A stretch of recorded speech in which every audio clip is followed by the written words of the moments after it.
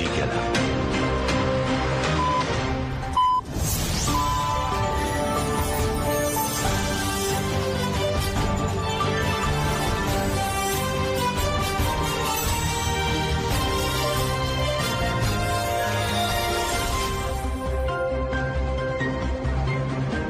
ئەم کاتتان باش بیسەرانی هێژە لە ڕادیۆ دەنگی گەلەوە بە یارمەتی هاوکارانم گەشتی هەواڵەکانی کاتژمێر دووتان پێشکەش دەکەین. لەگەڵمان بن. لە چوارچەوەی بانگەوازی ئاشتی و کۆمەڵگەی دیموکراتیکدا شاندی پارتی یەکسانی و دیموکراسی گەلان دەم پارتی بە مەبەستی ئەنجامدانی دیدار لەگەڵ ڕێبەری گەلی کورد عەبدوڵڵا ئۆجەلان بەرەو دوورگەی ئیمراڵی بەڕێکەوتن. شاندەکە لە هەریەکە لە پەروین بڵدان محەممەد سانجار و ئۆزگۆل فایق ئۆڕۆڵبێک دێ و چێی ئاماژەشە کە مەدحەت سانجار بۆ جاری یەکەمە سەردانی ئیمراڵی دەکات.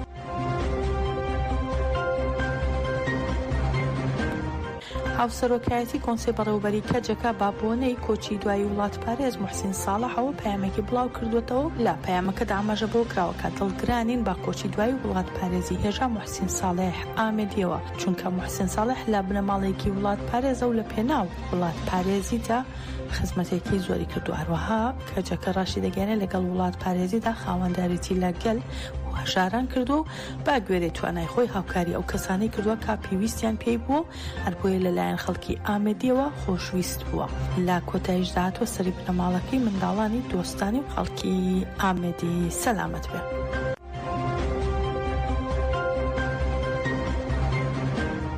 ئەو هەنگاوە مێژوویەی کە گەریلاکانی ئازادی کوردستان بڕیارە لە چەند ڕۆژی داهاتوو لە هەرێمی کوردستان ئەنجامی بدەن بەدان لایەنی سیاسی کۆمەڵە ڕێکخراوەکانی کۆمەڵگەی مەدەنی و یاسای ڕۆژنامەنووسان لە ئاستی هەرێمی و نێودەوڵەتیدا بڕیارە بەشداری تێدا بکەن.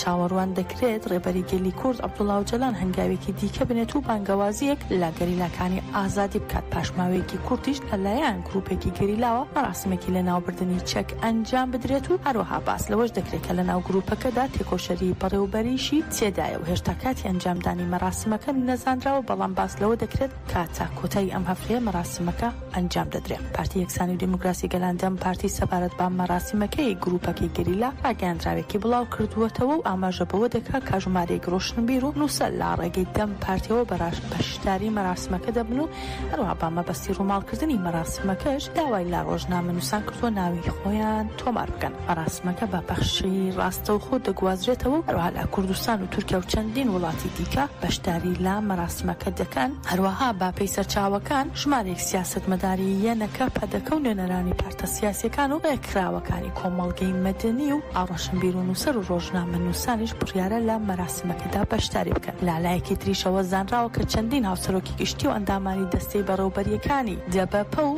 ئادەم پارتی و کۆنگرەی دیموکراتیکی گەلان هەدەکە چاودێری مەراسمەکە دەکەن. چەندین پارتی سیاسیش لە چواربەشی کوردستان و تورکیاوە ڕێکخراوەکانی بواری یاسایی و پارێزەران و ڕێکخراوەکانی بواری مافەکانی مرۆڤ لایەنە سیاسیەکانی باکووری کوردستان و تورکیا و هەروەها ڕێخستنەکانی ژنان و عەلەویەکان، خانەوادەی قوربانیانی ڕووبۆسکی و کۆمەڵکوژیەکانی دیکە و هەروەها دایکانی ئاشتی و دەیان نوێنەری گەلە جیاوازەکانی ناوچەکەش چاودێری مەراسمەکە دەبن.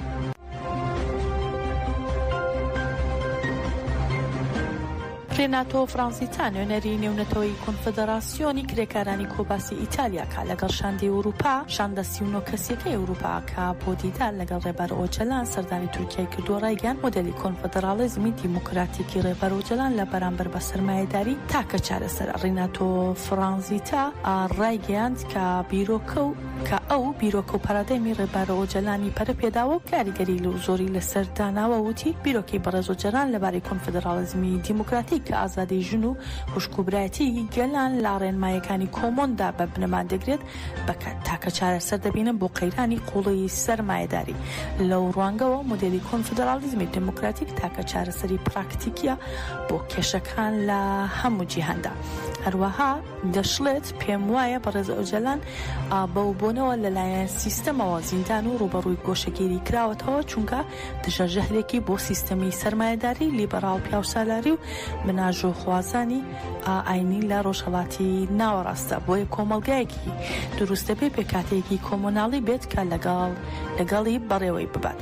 هەروەها دەشڵێت جەختیشی کردەوە ئەگەر بەڕاستی باس لە ئاشتی ڕاستەقینە دەکرێت دەبێت هەموو زیندانیانی سیاسی لە تورکیا بە تایبەت لەبەر ئۆجەلان ئازاد بکرێن و وتیشی ئێمە شایەتی هەواڵێکی تاکلایەنەی بزوتنەوەی کوردین لە پرۆسەکە، بەڵام لەلایەن دەوڵەتی تورکیاوە هەنگاوێکی جودی نەنراوە و ئەگەر بەڕاستی دەمانەوێت باس لە پرۆسەی ڕاستەقینەی ئاشتی بکەین دەبێت هەموو زیندانیانی سیاسی لەگەڵ بەڕێز ئۆجەلان و سەلاحەدین دەمیرتاش و فیگەن یەکسەکداق و هەموو زیندانیە سیاسیەکان ئازاد بکرێن.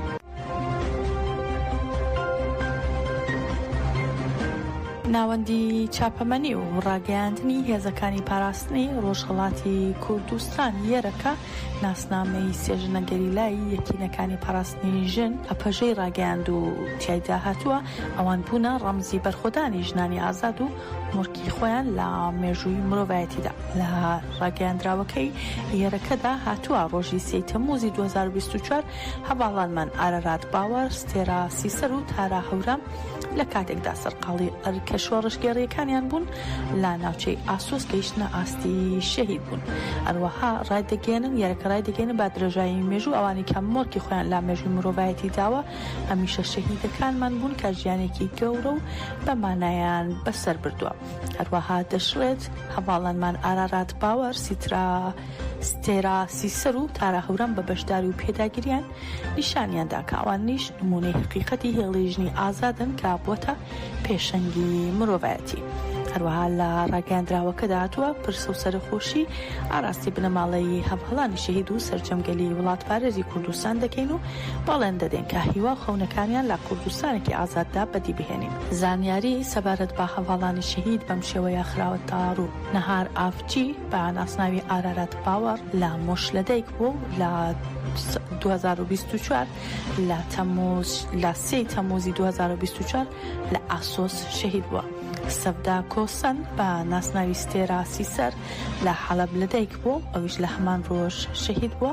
هەروەها کەژان موحیزی بە ناسناوی تارا هەورام لە سنا لەدایک بوو، ئەویش لە 3 تەمموزی 2024 لە ئاسۆس شەهید بوو.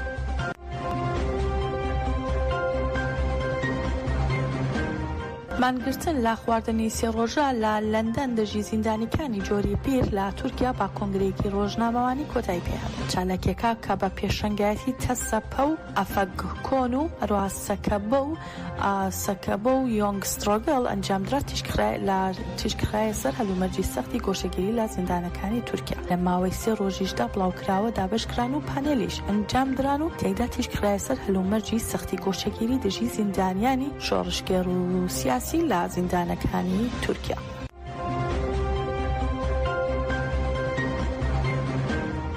بڕیارە ئەمڕۆ کۆبوونەوەی نوێنەرانی وڵاتانی ئەندامی بریکس لە پایتەختی برازیل دەست پێ بکات. لە کۆبوونەوەکاندا جگە لە دۆسیەکانی ئابووری بازرگانی و ئاسایشی جیهانی، سیاسەتی نوێی گومڕکی ئەمریکا و ئاستانکردنی بازاڕەکانی جیهان بۆ پاراستنی بەرژەوەندی ئەمریکا بابەتێکی سەرەکی کۆبوونەوەکانی بریکس دەبێت. هەروەها لە کۆبوونەوەی ئەم ساڵ جیاواز لە ساڵەکانی ڕابردوو با ڕێکەوتنی پێشوەختە وڵاتانی ئەندامی بریکس لەسەر هێندە دۆسی جیهانی باس دەکەن. هەروەها وڵاتانی ئەندام دەربارەی هێندێک پرسڕێک کەوتون لەوانە پشتیوانیکردنی هەردوو وڵاتی هیندستان و برازیل بۆ نوێنەرانی کشوەرەکانی خۆیان لە ئەنجومەنی ئاسایش.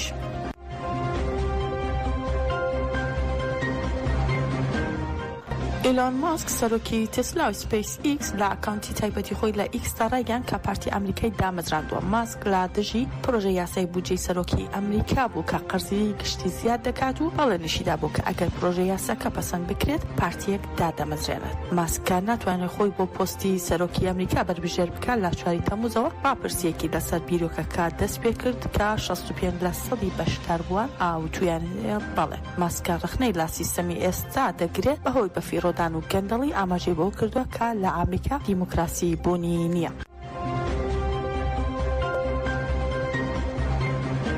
گەشتی هەواڵەکانی ئەم کاتژمێرەمان پێشکەشکردن هەر شادمان.